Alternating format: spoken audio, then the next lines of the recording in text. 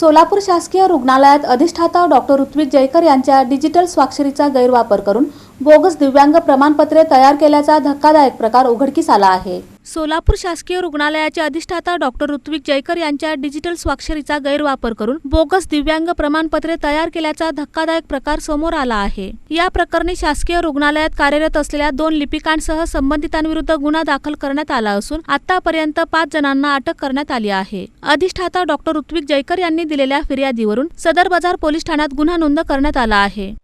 दिव्यांग सावली दिव्यांग संघटना आहे त्यांच्या मार्फत मला 2-3 लेटर्स आली होती।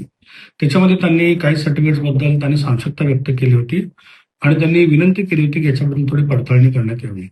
त्या अनुषंगाने त्यांनी ज्या स्पेसिफिक 2 व्यक्तींची नावं आणि सर्टिफिकेट्स पाठवली होती त्याच्या अनुषंगाने मी एक समिती स्थापन केली आमच्या स्तरावर संस्थेच्या आणि त्रिसदस्यीय समिती होती। त्याच्यामध्ये प्राध्यापक, वरिष्ठ प्राध्यापक आणि डेप्युटी डीन्स हे त्याच्यामध्ये होते। त्यांनी 3-4 दिवसांमध्ये त्याचं संपूर्ण विश्लेषण करून ती सर्टिफिकेट्स बोगस असल्याची मला कल्पना दिली आणि तसा लेखी अहवाल त्यांचा प्राप्त झाला।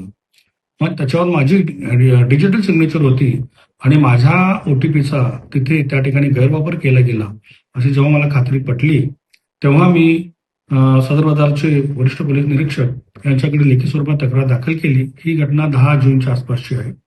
त्यानंतर आणखी 4 प्रमाणपत्र मला अशाच पद्धतीने बोगस पद्धतीने निर्गमित झाली आहेत असं माझ्या लक्षात आलं। हे टोटल 6 ते 7 प्रमाणपत्रची लिस्ट संपूर्ण मी त्याचा FIR दाखल केला सदर बाजार पोलीस स्टेशन या ठिकाणी। मग तेथून त्या पोलीस स्टेशन मार्फत हे संपूर्ण प्रकरण क्राईम ब्रांचला गुन्हे शाखेला वर्ग झालं।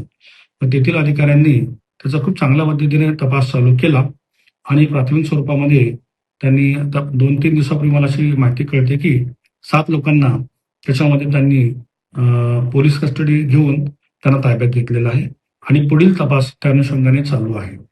त्याच्यामध्ये माझ्या कार्यालयातील म्हणजे वैद्यकीय अधीक्षक कार्यालयातील 2 लिपिक श्रीयुत वसीम खान आणि सागर राजपूत यांची नावे त्याच्यामध्ये प्रथमदर्शनी निष्पन्न झाली आणि त्यांना पोलिसांनी ताब्यात घेतलेलं आहे।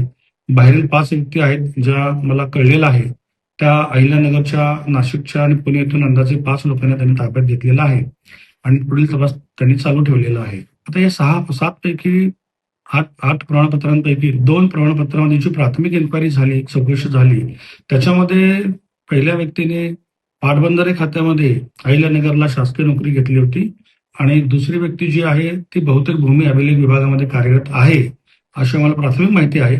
बाकी 6 लोकांची माहिती त्यांनी कोणत्या पर्पजसाठी ते प्रमाणपत्र घेतलं आणि त्याचा वापर कोणत्या ठिकाणी केला गेला याची अजून आम्हाला कल्पना नाहीये, पण त्यांचे सर्टिफिकेट मात्र बोगस असल्याचे निष्पन्न झालं।